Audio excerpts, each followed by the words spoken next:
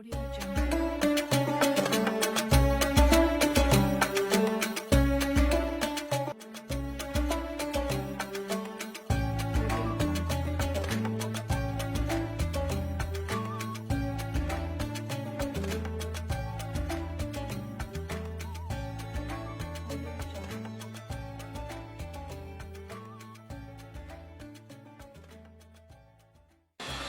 semuanya, hari ini saya akan menceritakan sedikit tentang sejarah bangunan cagar budaya di Kota Depok, yaitu Rumah Cimanggis atau yang dalam bahasa Belanda disebut sebagai Landhuis Cimanggis. Rumah Cimanggis ini merupakan bangunan cagar budaya pertama ya, yang telah ditetapkan oleh pemerintah Kota Depok pada tahun 2018 silam. Nah, Rumah Cimanggis memiliki peran penting ya, dan juga arti penting bagi sejarah dan perkembangan Kota Depok berkaitan dengan posisi dan lokasi Depok ya, sebagai ruang penyambung dan tempat transit dari zaman kolonial bahkan hingga zaman sekarang. Nah, banyak sumber di internet yang mengatakan bahwa Rumah Cimanggis ini menjadi tempat tinggal salah seorang gubernur jenderal VOC ya, atau Kongsi Dagang Belanda pada zaman itu ya, abad 17 hingga 18, yaitu yang bernama Petrus Albertus van der Para. Nah, akan tetapi kalau kita lihat dari beberapa pendapat para sejarawan ya, bahwa Rumah Cimanggis ini juga dibangun pada tahun berkisar antara tahun 1775 hingga 1778, yang mana faktanya di sisi lain Petrus Albertus van der Para itu wafat pada tahun 1775 saat ia menjabat sebagai gubernur jenderal VOC. Nah, kalau kita hubungkan dua fakta ini, sebetulnya kita bisa menduga bahwa van der Para tidak secara langsung tinggal di sana ya. Selain itu, van der Para juga memiliki mansion dan istana sendiri di Weltevreden yang ukurannya sangat megah ya, sangat besar, sehingga lebih masuk akal apabila rumah ini menjadi tempat tinggal bagi istri keduanya, yaitu yang bernama Adriana Johanna B atau Johanna van der Para. Banyak para pejabat tinggi VOC ya, pada abad 18 itu ingin mencari tempat tinggal dan hunian yang lebih nyaman daripada di kota tembok Batavia ya. Banyak diantaranya membuka lahan ya, selain juga di Weltevreden, tetapi juga di lebih luas lagi dari Batavia Omenlanden. Salah satunya mengarah ke selatan dan sampai ke Buitenzorg atau Bogor. Nah, tempat-tempat ini juga menjadi sebuah jalur transit dan transportasi ya. Kalau kita bayangkan saat ini orang-orang menggunakan kereta komuter lain ya. Tetapi pada zaman itu banyak para pedagang ya, para pengelana dan juga orang-orang yang ingin bepergian itu menggunakan kereta pedati ya. Sehingga butuh waktu yang cukup lama untuk menempuh suatu perjalanan dari Batavia atau Jakarta menuju Buitenzorg atau Bogor. Diawali dari Gubernur Jenderal VOC sebelumnya, yaitu Baron van Inhofe, yang mengusulkan untuk membangun istana Gubernur Jenderal di Kampung Baru Buitenzorg, Bogor. Dan istana itu yang saat ini kita kenal sebagai Istana Bogor. Nah, tanah ini di daerah selatan ini dulunya itu merupakan tanah-tanah yang berbentuk sebagai tanah kongsi ya, yaitu tanah yang dimiliki oleh VOC, kemudian diolah oleh masyarakat lokal. Nah, lahan-lahan tersebut kemudian memiliki satu landmark yang umumnya berbentuk bangunan ya. Sehingga kita bisa temukan di beberapa tempat ya, meskipun saat ini banyak bangunannya sudah rubuh ya, jadi ada banyak land house atau rumah-rumah tuan tanah di Batavia dan sekitarnya. Nah, salah satunya Rumah Cimanggis ini, kalau kita telusuri dari sejarahnya, ya, rekam jejak kepemilikannya, dulu ia dikatakan dibangun oleh David Johannes Smith. Dan David Johannes Smith ini tidak lain juga merupakan saudara tiri dari Adriana Johanna B. Namun sayangnya memang sejarah keluarga Trah van der Para ini tidak berlangsung cukup lama, ya, karena van der Para sendiri wafat pada tahun 1775, kemudian disusul oleh anaknya sendiri, ya, yang wafat pada tahun 1783, dan akhirnya istrinya, ya, istri keduanya Adriana meninggal pada tahun 1787.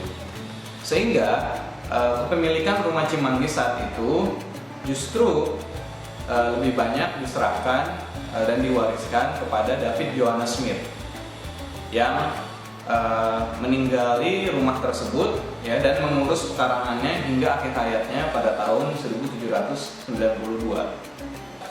Setelah David Smith meninggal, ya, land house Cimanggis ini dan beberapa petak lahan dari land Cimanggis itu diwariskan kepada anaknya, dan dari anaknya kemudian diwariskan kembali kepada cucunya, ya, pada pertengahan abad 19.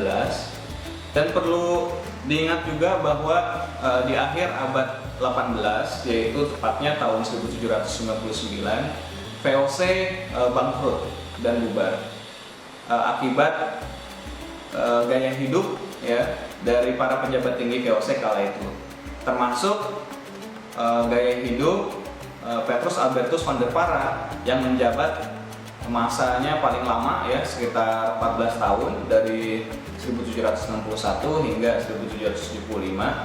Ia dan keluarganya sering mengadakan upacara yang mewah dan megah. Upacara tersebut, ya, atau festival itu antara lain yang merayakan hari ulang tahun pernikahan van der Para dengan Adriana Johanna B. Kemudian juga ada lagi merayakan kelahiran Albertus van der Para Diam, termasuk juga festival peresmian van der Para sebagai Gubernur Jenderal VOC. Itu juga sangat megah dan mewah. Nah, kegiatan seperti ini, ya, akhirnya memang menggunakan atau memakan kas dari VOC itu sendiri. Kemudian kita berlanjut pada awal abad 19 ketika Peter Tensi, ya, seorang surveyor pertama dari Batavia, itu berkunjung kembali ke land Cimanggis. Dari hasil temuan Peter Tensi ini adalah sebuah peta yang ia buat dan menunjukkan kondisi lingkungan sekitar land Cimanggis. Dan kita bisa lihat di sana ada masa bangunan land house Cimanggis.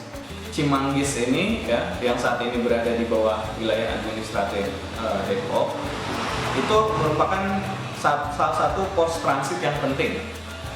Setelah pos pertama itu adalah Bidara Cina, kemudian juga pos Tanjung Barat, ya, lalu pos Cimanggis, yang keempat adalah pos Cibinong, yang kelima adalah pos Ciluar, dan yang terakhir adalah pos Buitenzorg.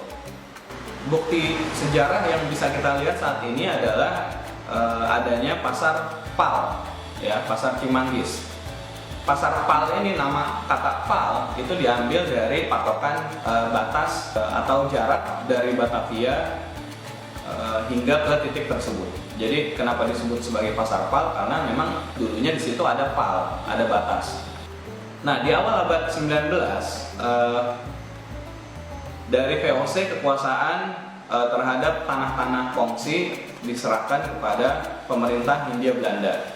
Pada zaman Dendels semakin mengembangkan pos-pos transit ini, ya, dengan adanya pembangunan jalan pos atau jalan yang berfungsi sebagai jalur transportasi pengiriman surat.